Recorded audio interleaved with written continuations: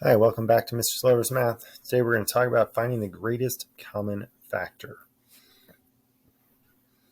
So factors are numbers that you multiply to get another number. So an example, 2 times 3 equals 6. So the number 2 and 3 would be my factors of 6. A number can have many factors. So in an example here, I wrote out all of the factors of 10, 1 times 10, or 2 times 5. Now I want to note that 1 times 10 is a factor, and 10 times 1 is the same factor. Okay, because with multiplication, that order doesn't matter. 1 times 10 is 10, 10 times 1 is 10. Okay, so don't think that 1 times 10 and then 10 times 1 are two separate sets of factors. They are not. They are the same one. Okay, so that's what factors. So let's talk about common factors. So common factors are things that they have in common. So for 8, I list all my factors of 8. I can either list it as 1 times 8, 2 times 4, or you may list them in numerical order, 1, 2, 4, and 8. Likewise with 12, 1 times 12, 2 times 6, 3 times 4, or list them in order. It doesn't matter. So if we're looking for common factors, you want numbers that they have in common. So 1, 2, 4, those are the numbers in common. If we're looking for the greatest common factor, that's the largest number that they both have in common. In this case, it is 4. And that's what we're going at and getting into today. So example 1 is having you list the factors of the following numbers. So 1 times 27, 3 times 9. Apparently I missed letter B, so apologies on that one. When you get to letter C, it looks different because now I have variables. Well, back in the day, your math teacher may have talked about expanding something, and that's similar to what you do with your exponents. So I just list them all out. It says x to the 4th, that means I have 4 x's. Or in letter G, I have 2 x's, so x times x. That's me listing my factors. So now that we know what factors are, we can go ahead and find the greatest common factor between two numbers. So it says find the GCF, greatest common factor. So I start by listing all of the factors. So 8 has 1, 2, 4, and 8. 40 has 1, 2, 4, 5, 8, 10, 20, 40. I want the largest number they have in common.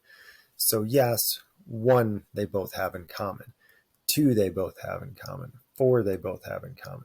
But I want the largest one. That's what the GCF means, the greatest common factor. So that's why I have 8 circled. And that's my largest number that they have in common. Now letter B, same thing. I list my factors of 24, list my factors of 32, and I find the largest number they have in common. Now it's a fluke that you're going to see lots of 8s throughout the notes today. That was just, didn't even realize I did that when I made the notes. I don't think that every greatest common factor has to be an 8. So just look at letter C.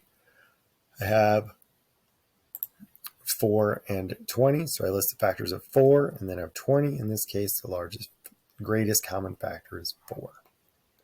And then same thing with letter D. List everything out. Greatest one is 7. Now example 3 gets a little bit different. It's still the greatest common factor, but this time you have to find the greatest common factor, and we're going to break it into 2 different pieces because I have coefficients and variables. Okay, so that's the change from example 2 to example 3. I'm going to start the same way I did example 2. I'm going to list the factors of my coefficients. So 40 and 8, I list my factors. Right now I'm not worried about the x's. Okay, just of those coefficients. So number-wise, coefficient-wise, my greatest common factor is 8. Okay. Now I'm going to move on to the x's. X squared means I have 2 x's, which I have in green. X to the 4th means I have 4 x's.